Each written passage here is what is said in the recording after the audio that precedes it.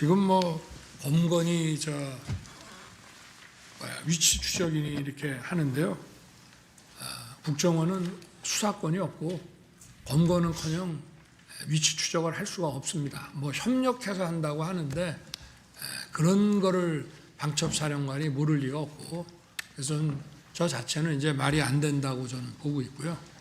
그리고 지금 저 메모가 지금 이 뭐 탄핵부터 뭐 내란물이니 이런 모든 프로세스가 지금 저 아까 우리 정영식 재판관님께서 그 지적하신 저 메모가 아마 제 판단에는 12월 6일 국회에서 박선원 의원한테 넘어가면서 시작이 된 거라고 저는 보는데요.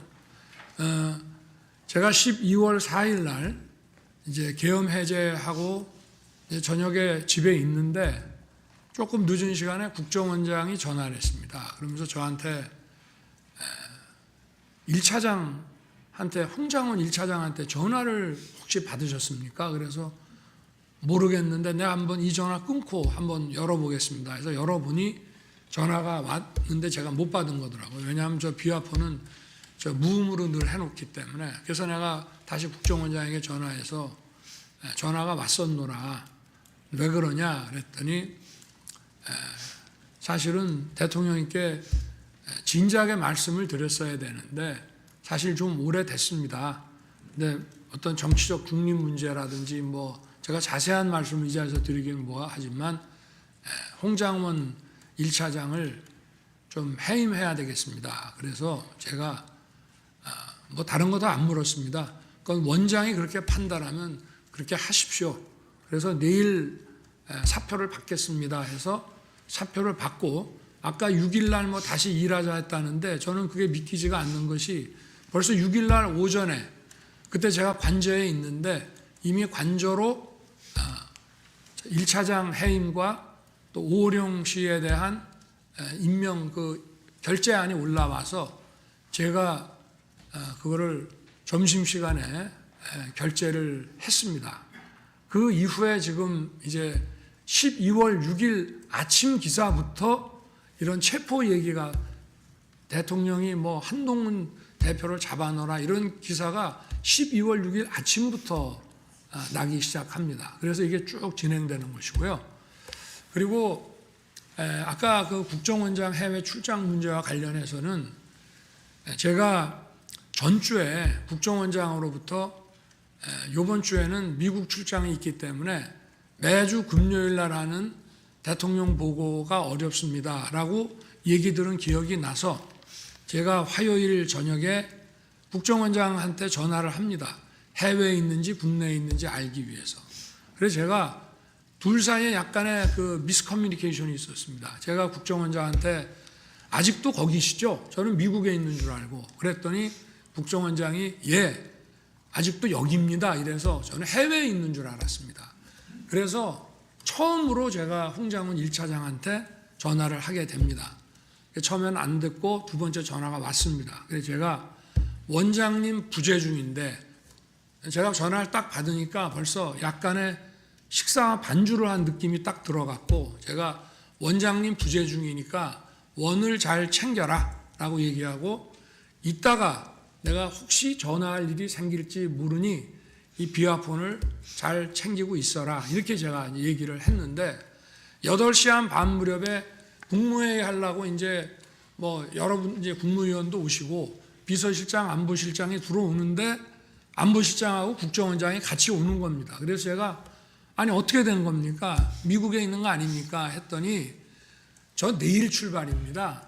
그래서 제가 국정원장한테 나는 원장님 미국 계신 줄 알고 제가 1차장한테 전화를 했습니다.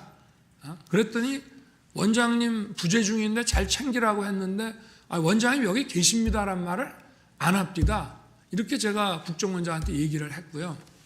그리고 국정원장도 아마 둘이서 그런 커뮤니케이션을 나중에 했을 거라고 저는 추측이 되는데 제가 만약에 계엄 사무에 대해서 국정원에다 뭘 지시하거나 뭐 부탁할 일이 있으면 국정원장한테 제가 직접 하지 차장들 업무 관련은 2차장이지만 2차장한테도 안 합니다. 원장한테 무조건 기관장한테 하는 것이고요.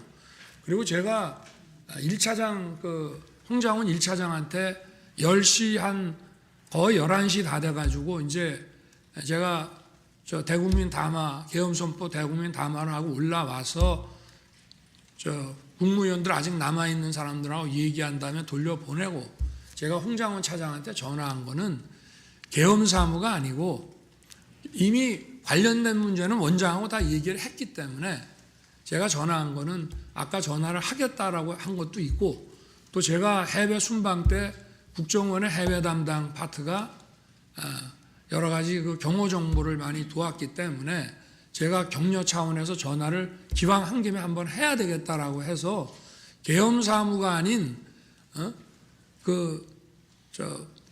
간첩 검거와 관련해서 여기는 수사권이 없고 조사권 국가안보조사국으로 이름이 바뀌었습니다. 그래서 방첩사를 도와주라는 얘기를 한 것이고 제가 국정원에다가 방첩사 도와주라는 얘기는 전임 김규현 원장 때나 조태영 원장 때나 늘 합니다. 왜냐? 방첩사는 예산이 아주 부족합니다.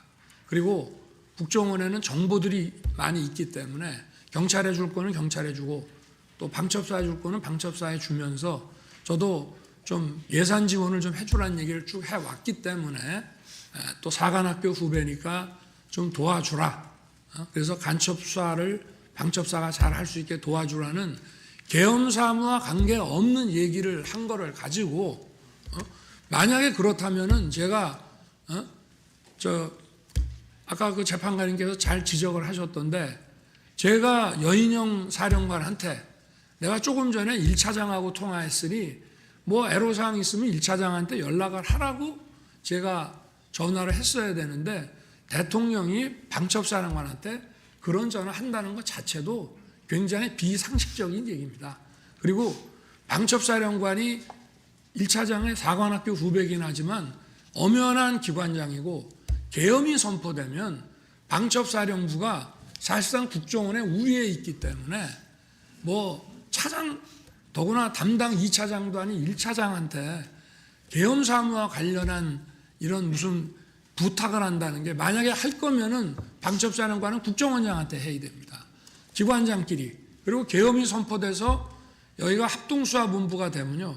정보도 역시 방첩사가 국정원 우위에 있는 거기 때문에 제가 뭐 재판관님께서 이 전체적인 사항을 어떻게 판단하실지는 그거는 뭐 제가 정할 문제는 아니지만 이 전체 상황에 대해서 좀 이해의 편의를 위해서 간단하게 말씀드렸습니다. 이상입니다. 예.